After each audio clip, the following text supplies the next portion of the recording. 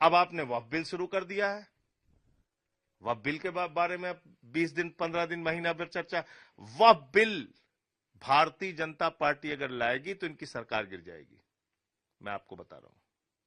वो तो कह रही है हम दृढ़ संकल्पित हैं लाने मैं के कह रहा हूं लिए। इनकी सरकार गिर जाएगी।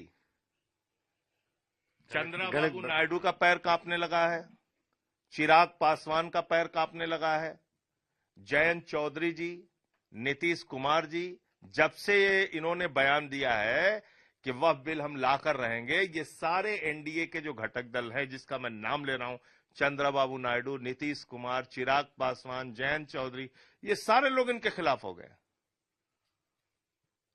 और ये सरकार गिर जाएगी, मैं बता रहा हूं, अगर वह बिल आ गया तो इसलिए तो लेकर नहीं आएगी। मुझे लगता है कि इनकी हिम्मत नहीं होगी लाने की, और लाएंगे तो सरकार गिरेगी, मैं आपको बता रहा हूं, ये मैं आपको बता रहा हूं।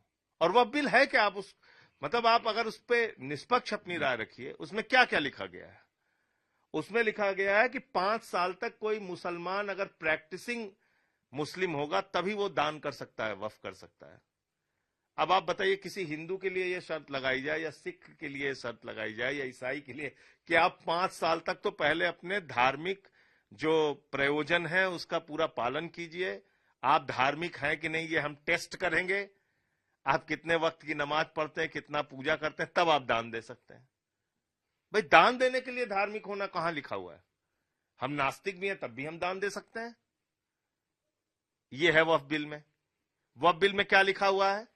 कहते हैं सच्चर कमेटी ने कहा है कि 12,000 करोड़ रुपए की कमाई हो सकती है अगर वक्फ के संपत्तियों का सदुपयोग किया जाए। वक्फ की संपत्तियां क्या है? वक्फ की संपत्तियां हैं मस्जिद। तो सारे मौलाना अब मस्जिद में टिकट लगाएं, भाई जोहर की नमाज का इतना रुपया लेंगे, मगरिब की नमाज का इतना रुपया लेंगे, इशा की नमाज का इतना रुपया लेंगे, वो कमाई करें मस्जिद से। ये सिस्टम है नहीं, ठीक है ना? फिर क्या है? वक्फ की जमीन में क्या है? कब्रिस्तान है। मुर्दा गाड़ने का हम आपसे पैसा लेंगे, वहां हम आपसे कमाई करेंगे। तो 12,000 करोड़ रुपए की कमाई कहां करेंगे आप? अच्छा, एक चीज मैं आपको और बता दूं, बड़ी मजेदार बात। मैं वक्फ कमेटी के जेपीसी में था, तो हमारे जो वहां पे भाजपा के मित्र थे, उनको यह तक नहीं मालूम था कि वक्फ की संपत्तियों में हमारे तमाम हिंदू भाइयों की भी दुकानें हैं और उनका व्यापार वहां पे चलता है। ये पता तक नहीं था उनको।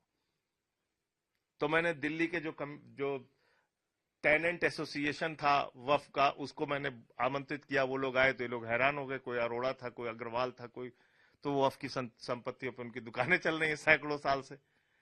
तो इसलिए मैं कह रहा हूं कि देश को न जानते हो, न समझते हो, न बनाना चाहते हो, खाली बवाल खड़ा कर।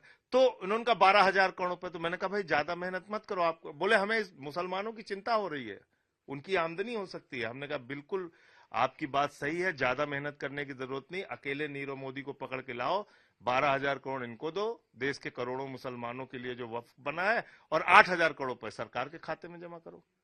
एक इंसान के पकड़ने से वक्फ के जो आमदनी की बात दावे कर रहे हैं, सच्चर कमेटी का जो दावा कर रहे हैं, वो पूरा हो जाएगा।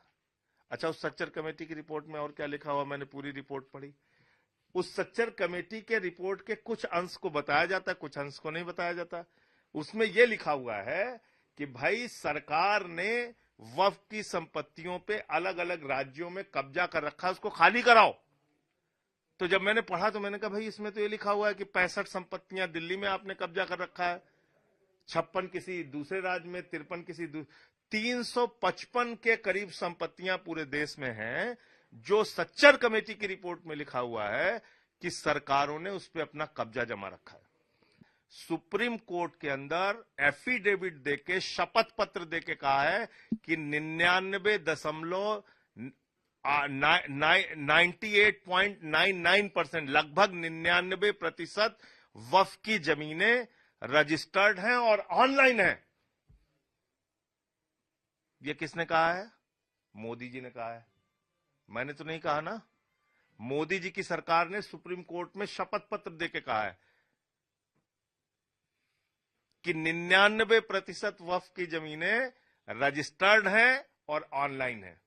ये मैंने नहीं कहा, ये मोदी जी ने कहा है, सुप्रीम कोर्ट में कहा है, तो सुप्रीम कोर्ट में तो झूठ नहीं बोला होगा। इसका मतलब आप मान रहे हैं कि 99% वक्फ की जमीनें रेगुलेटेड हैं। तो सिर्फ ये राजनीति, उनके कागज वक्फ कमेटीज के पास हैं, उसका सर्वे हो चुका है, उसका परीक्षण हो चुका है, परीक्षण होने के बाद वो पंजीकृत है संपत्तियां, और पंजीकृत होने के बाद वो ऑनलाइन है। तो सिर्फ राजनीति का हिस्सा, राजनीति का हिस्सा है। मैं जेपीसी का मेंबर रहा हूं, इसलिए एक एक सच्चाई आपको बता सकता हूं। आप पूछ लीजिए कि मना कर दे कोई भाजपाई जो भी उस कमेटी में रहा हो, वो तो हैरान हो गए जब ये आंकड़ा देखा उन्होंने। और किसने दिया? माइनॉरिटी अफेयर्स मिनिस्ट्री ने दिया कि 2022 में सुप्रीम कोर्ट में भारत की सरकार ने कहा है कि 99% वक्फ की जमीनें ऑनलाइन है, रजिस्टर्ड है, पंजीकृत है, सारी प्रक्रिया इसकी पूरी है, जायज है।